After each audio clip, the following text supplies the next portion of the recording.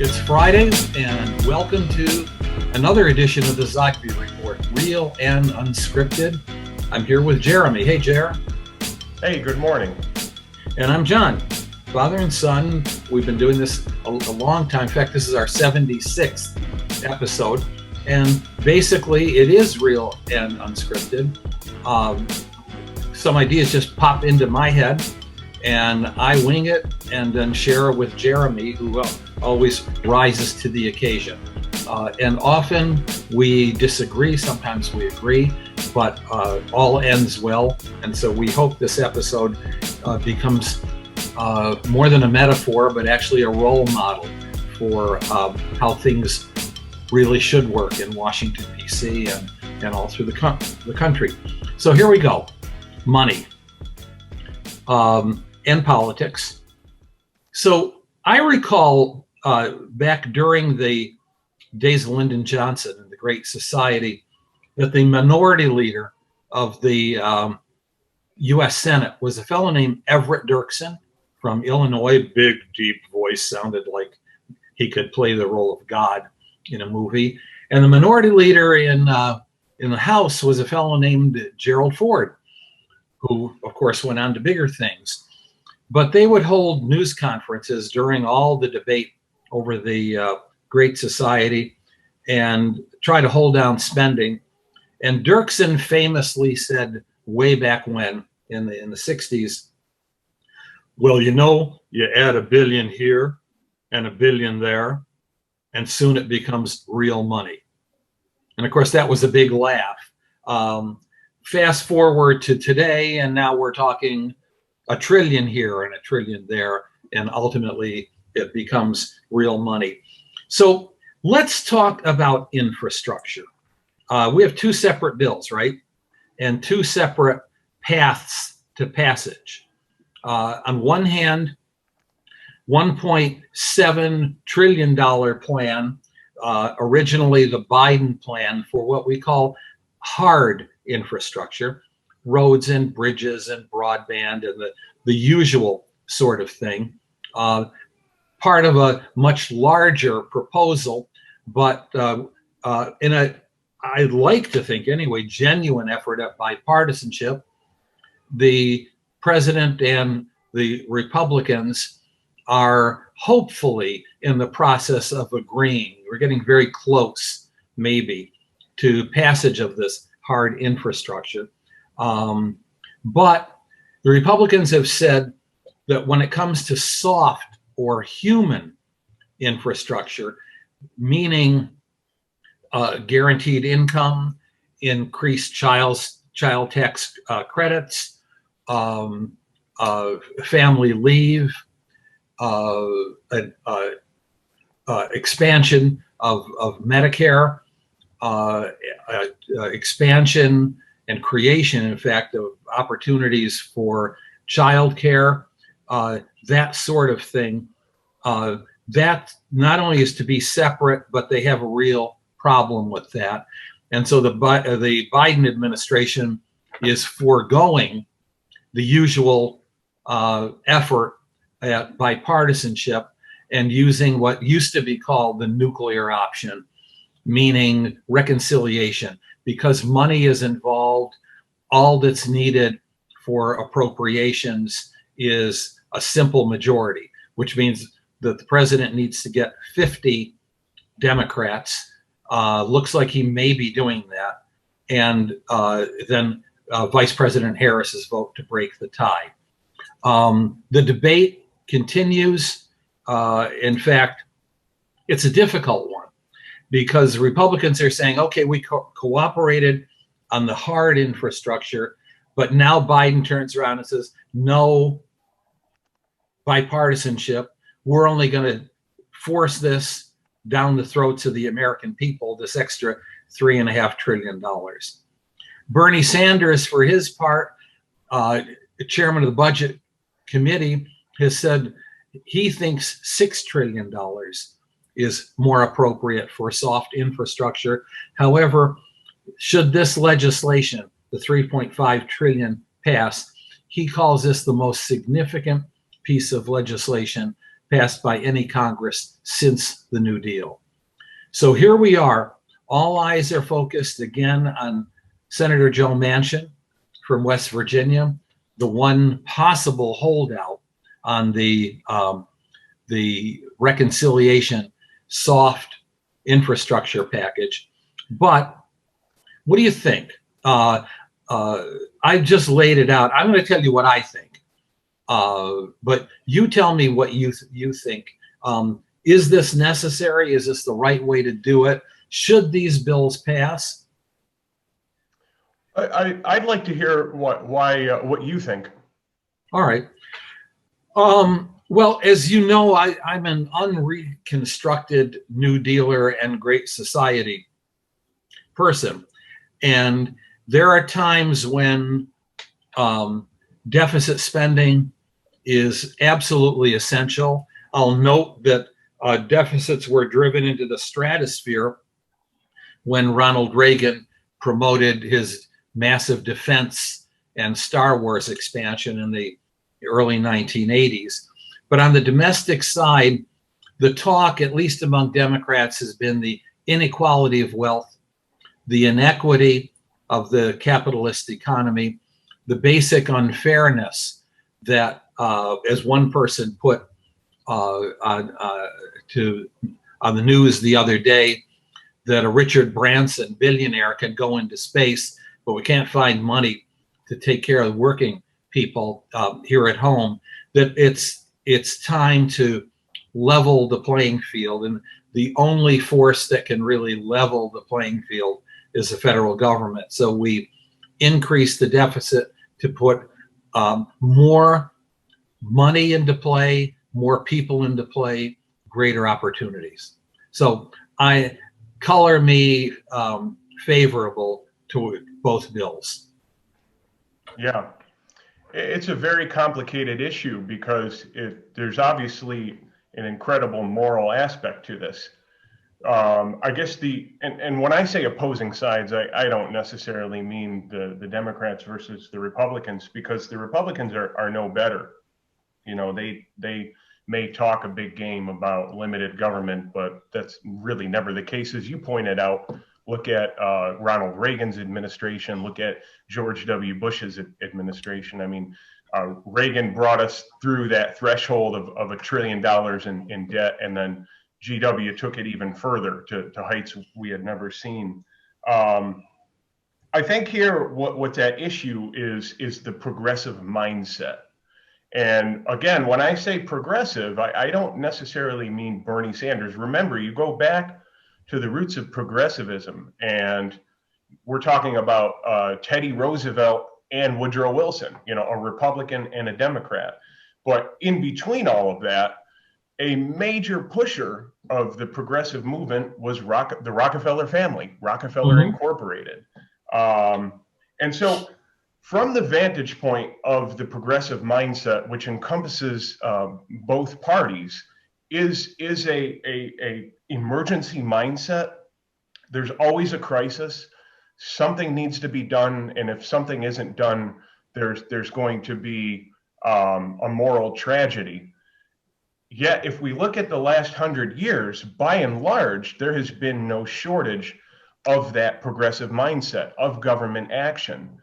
And here we are, and there's still this inequality in wealth, and it's blamed on capitalism, but I don't think people really understand. I don't think progressives really understand what capitalism is. The way I look at it, when I see the inequality, I look at main streets across America.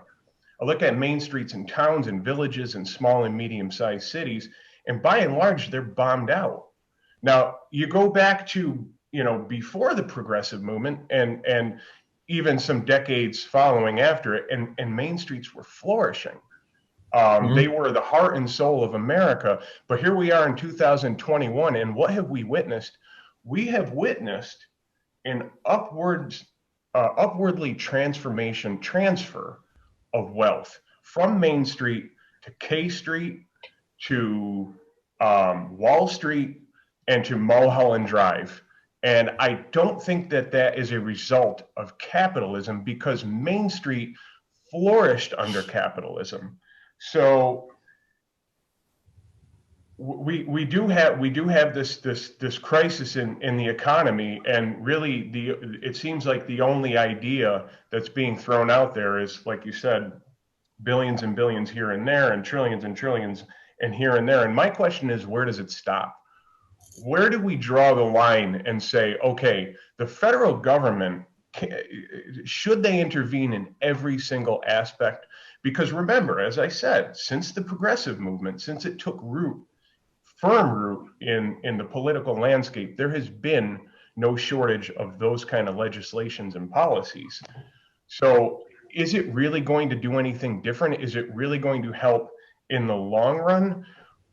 When we look at this most recent, our bank accounts, if we looked yesterday, had $300, $600 injected into them. Janet Yellen is saying this is going to become permanent. We're talking about potentially a permanent welfare. History shows, going back to Julius Caesar, Otto von Bismarck, and leaders in between, that creates a society of dependency. And so it goes back to my question: where do we draw the line between saying the federal government should do this, or is it just that anytime there's a crisis or an emergency, the federal government needs to do something? It seems to be the last 100 years shows it hasn't really helped. So, lightning round here, okay? I'm going to answer you in the form of some questions. So, number one, does there need to be any intervention at all by anyone? Have there been people who have lost ground over the last decades and then accelerated during the COVID-19 crisis? Is any action required by anybody? Well, if you look at the actions that have resulted since the crisis of 2008, those actions that have actually made the power players richer. So I would say that we don't want to continue those actions, and we don't want to take them to the next level. I'm talking about quantitative easing, which essentially is the monetization of debt. And who benefits from the monetization of debt are the power players. We've seen that as the transfer of wealth has continued to flow upward. So to take it to the next level of modern monetary theory, and what some call helicopter money and dropping money, that may throw some carrots, that may alleviate some poverty in the short term, but I don't see how that gets to the root of the problem. The question is, what is the real long-term root of the problem? Not the symptom, which is poverty, but what is the root of the problem? All right. The second question is, you alluded to the crisis of 2008, 2009, and arguably there were problems. On the other hand, it's a question of assistance in the immediate versus non-assistance and waiting for the market to straighten itself out.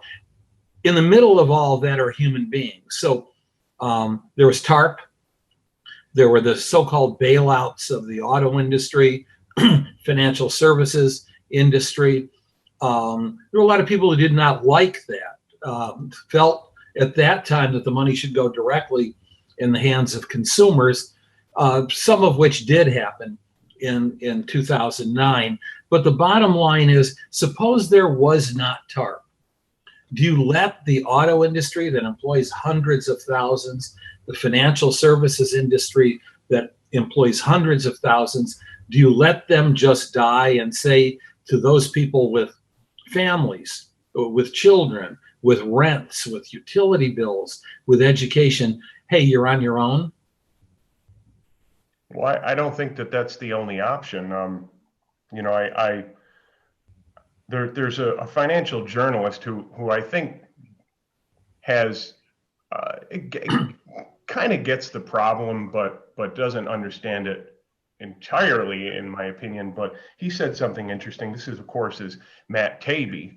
I think he used to write for the Rolling Stone. He's a kind of on his own. Taibbi, yeah. And his father was an NBC News person for years. Yep. Yeah. So, I mean, I guess, yeah, as we would say in Lebanese, Taibbi. But, yeah. You know, he points to the fact that what could have happened was these companies could have been broken up and they could have been sold. They could have been sold into new hands, but instead they were, the risk was socialized. They were already conglomerates, and they merged, and they assumed more risk, and they're still at the juncture of systemic failure. We're still at that point today. In fact, it's becoming more obvious that there are eerie similarities of right now with 2008. And so what did those actions do? They made these companies bigger, and yet they're still at risk of more failure. So do you just keep kicking the can down the road, or do you allow them to, some of them to go bankrupt? Do you allow some of them to free up their resources and become lean and mean and have a realignment? At some point, you know, you have to have a realignment. You can't just keep centralizing and accumulating capital into smaller and smaller pools of hands, which is really just Wall Street and the other power centers. So let's say, let's try to revisit and remodel history. So back 2008, 2009, arguably today, that if that money is going to be spent, that at least a portion of that money should be spent on restructuring and retooling giant corporations. Yeah, I mean, you know, there's another thing here. If you're looking at our debt, look how much of our debt is a result of overseas empire. That's a whole other issue. Right? We ought to deal with that one. Well, no, but it's tied because most people who are of this mindset, I think, would agree that had we not become the police of the world and have hundreds of military bases all over the country and have these forever wars where we spent literally trillions of dollars, we could actually talk about having social safety nets. But, you know, DC wants to do it all. They want to be the welfare and the warfare state, and something's got to give, right? I agree with that. And not only agree with it, I agree with it 100%. You know, an essential piece of the problem with the military budget is that each time you build a base, you're building a new city. And each new city, then, like any other city, is a procurer of goods and services, you know, from foodstuffs to health care to roads, you know, to all sorts of equipment, to payment of personnel. And essentially then, when you cut the military budget, you can't deal with it unless you're shutting down a city, much more than even the service that's provided to the country where the base is located, the geopolitical service. What you're doing essentially is building a city that's dependent on the largesse of the federal budget, hence the taxpayers. And so essentially you're creating a new infrastructure that makes it even harder to shut down parts of that infrastructure without whole parts of the economy collapsing. But, you know, I mean, according to my view, to take it back to money is, and I keep talking about this whole last century of, by and large, a march towards progressivism, is you look at the quintessential regulatory agency, or the agency created during the progressive movement, and by my estimation, that's the Federal Reserve. And so since we've had the Federal Reserve, I mean, it's a fact. I mean, you could see it on a chart that our currency has lost anywhere from 95 to 99% of its value. Yet at the same time, and I keep talking about this, there has been this upward transfer of wealth.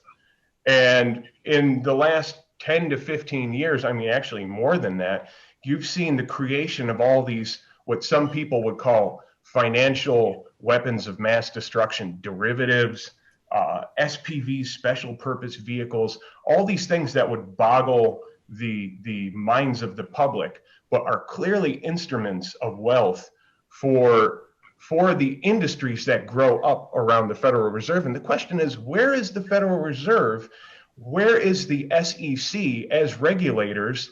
Why aren't they supposed to help Main Street? Isn't that the whole vision of progressivism? Wasn't that supposed to kind of level the playing field? Instead, when you look at it, you dive deep. Number one, you've got BlackRock, who's managing a great deal of the Federal Reserve. That seems to be a conflict of interest. I mean, you and I generally can't join a board and provide polling services for the board. That's usually deemed as a conflict of interest. Yet you have one of the largest asset managers managing the assets of the Fed, and not to mention, you look at the entirety of the stock market, and $15 trillion of it is concentrated in three asset manager groups.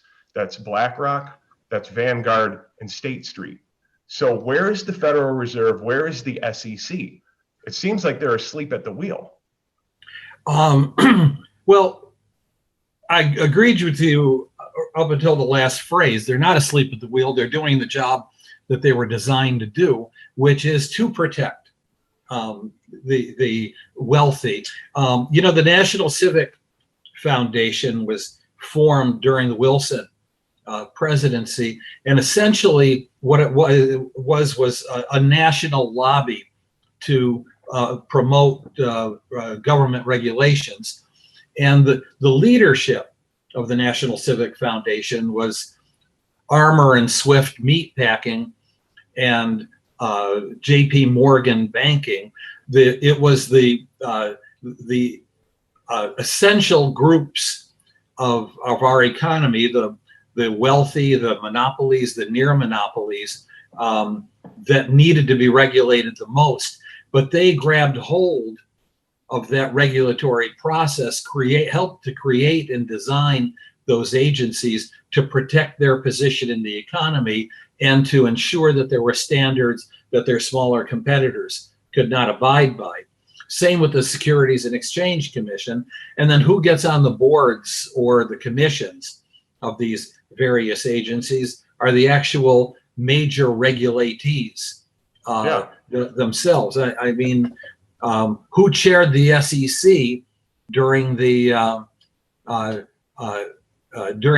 early years of the Roosevelt administration? It was none other than Grandpa Kennedy, who himself, was a major beneficiary of those government regulations. In fact, took advantage of his post to do that. Now, you and I are in total agreement on this one, except I still support, in lieu of the longer term problems that this creates. In the short term, there are people that really need help. There are people that, and this is not cliche, there are people that are not earning enough money, working enough hours, people that cannot pay their rent, and somehow in some way need to be able to get back on their feet again. Well, I would agree with that. And you and I, just dissected kind of in I guess you could say, a power elite fashion, an analysis of how these regulatory agencies and these corporations that lobbied for them, how they work. And yet we still seem to think that the answer to the question is to have those same individuals take us through the next crisis, when it looks to be that they're by and large responsible for the previous crisis. And then along the way, further centralization of resources, power, and wealth in fewer hands. The solution would then be, And this, of course, would be up for debate as to how it rolls out. But, I guess trying to have a bird's eye point of view of it all, to me, the solution seems to be freeing up the resources away from the regulatory and the major corporations' hands. Get it away from them, because they have an interest to accumulate more of it. And go ahead. No, I totally get that. I do. I guess the metaphor here is a man and woman are drowning 100 yards out at sea, and I got 50 yards of rope, and they're screaming, and I'm saying, wait, we're working on a 100-yard rope. Let me go back to the factory and work on it and perfect it, and I'll get back to you. And meanwhile, they drowned. Essentially, we've got to, in the shorter run, provide, remember, as with the New Deal and as with the Great Society, it was relief, recovery, and reform. Now, one of the things President Biden is doing is he has a whole plan of 72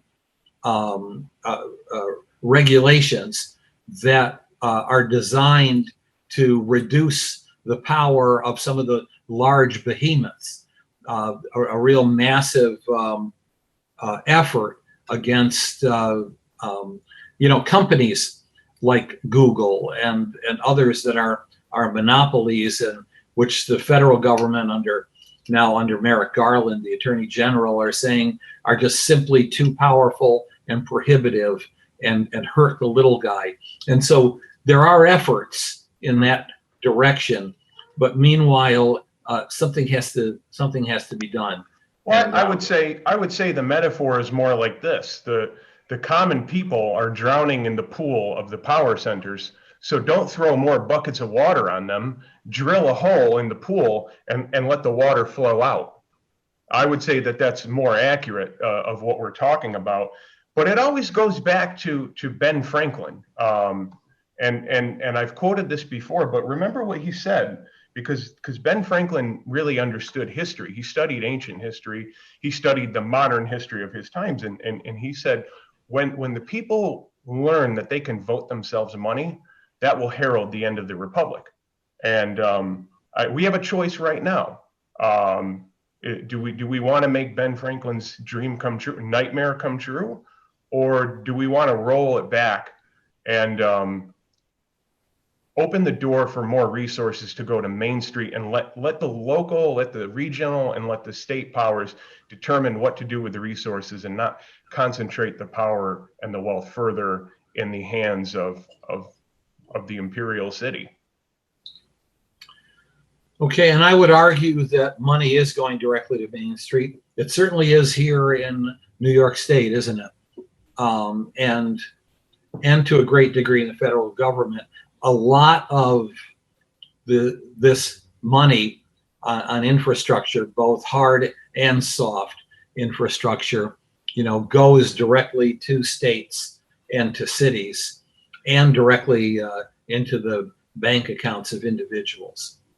So I think a healthy, I'm not even going to say disagreement, differing points of view, but I think I could negotiate with you easily at the table and work out some sort of a solution, because obviously significant reform is necessary as well. Yeah, it's just which direction. Is it more towards centralization or not? So this is our 76th edition.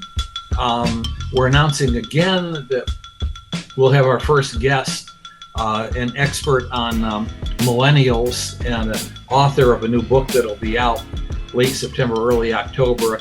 And I'm particularly a fan of Parag Khanna. His book is entitled Move. We'll have him on, and then you'll be seeing hopefully some more guests. If you have any ideas for powerful guests that we could have on this broadcast, please let us know. Please let us know your feelings about these conversations. And thank you to Paul Cowley out there for a very nice voicemail message that he sent me praising my son Jeremy, which I have to forward over you to Jeremy. You'll enjoy it very much. So that's it. Thanks. Another week. We'll see you next Friday. Have a good weekend.